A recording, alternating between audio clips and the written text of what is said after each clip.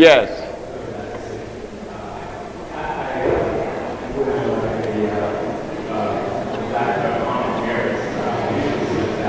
That is the only man I agree with. He was the only man that I ever agreed with. There aren't any books written by anyone, whether white, black, Africans, or whoever, that I agree 100%. We have had brothers who wrote books that copied from white premise of philosophy. Look at all of them. They all have aloe vera in them. They all have burdock in them. Well, burdock is good, but they all have a bunch of herbs such as golden seal in them. And you know that if they had done research, they would not have afforded that to our people, because those things are dangerous.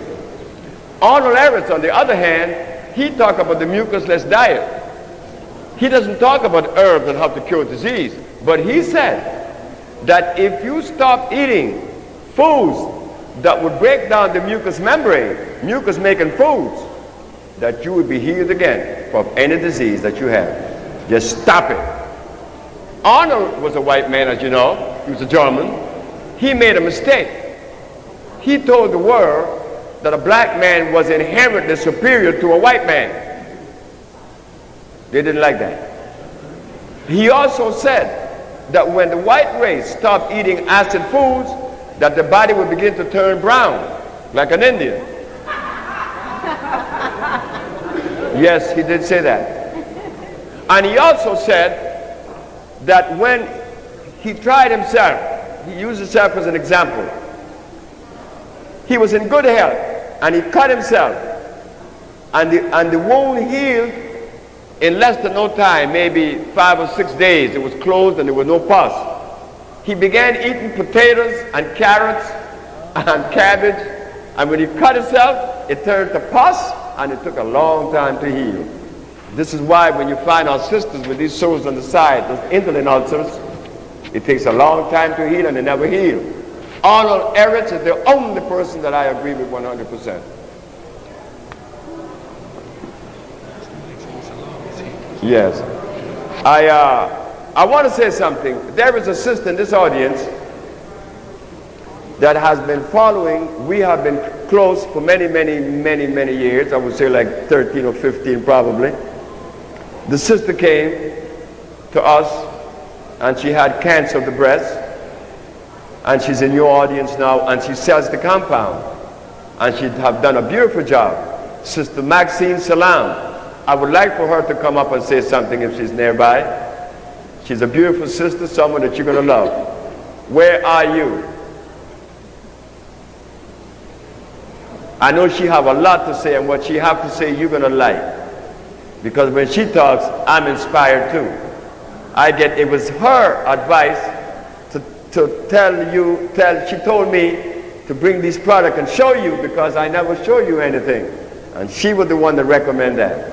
Here is the most beautiful Sister Maxine Salam.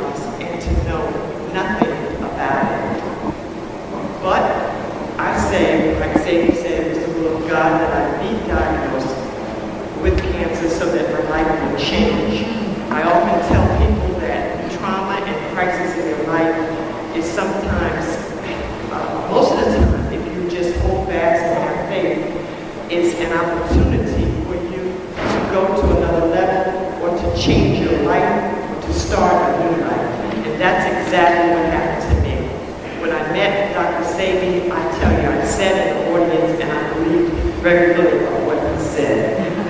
Very little of what he said. I just was not a believer. I recognize now in retrospect that I dislike myself very much, and especially when he said that carrots was a starch. Of course, in this country, if they open up a store and they wanted to be looked upon as a health entity, they would put a carrot in the window, and automatically it would trigger in us that it's health.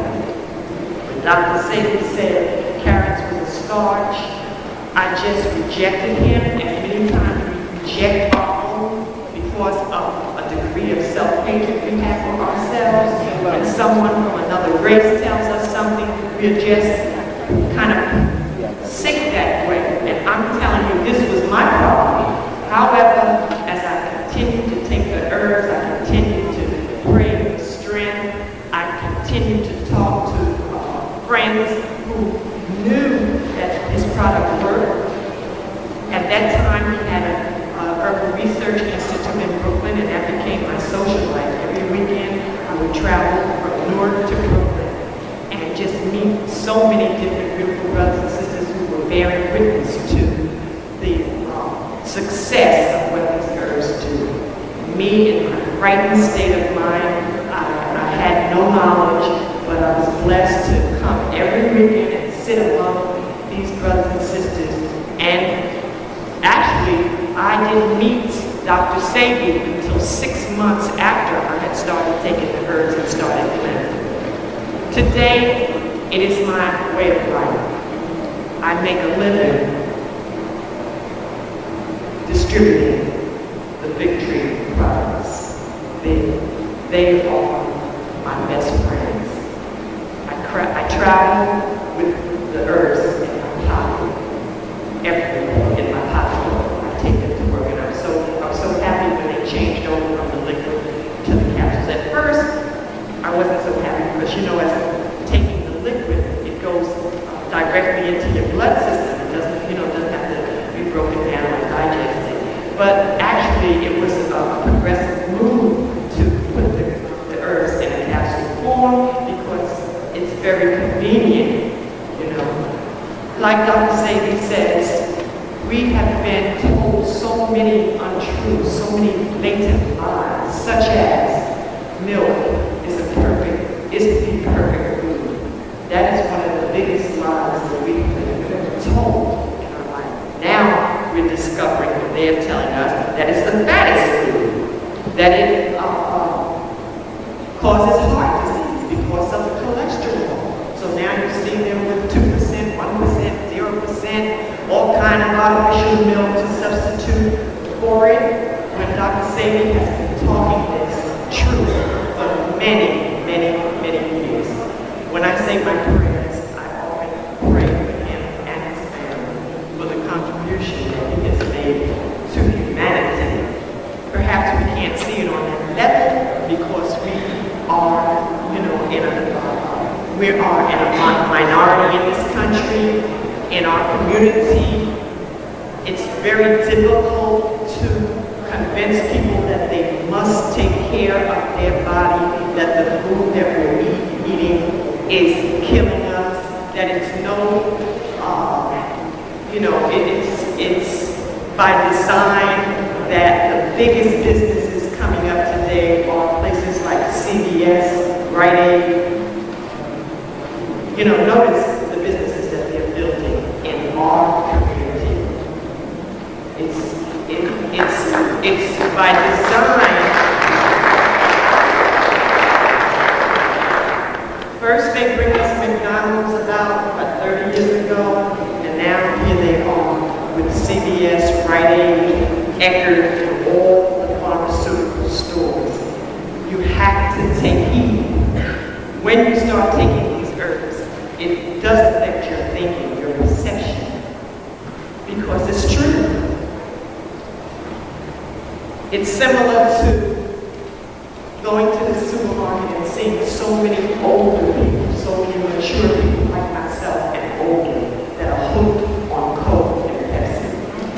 It's a shame how many people are addicted to Coke and Pepsi.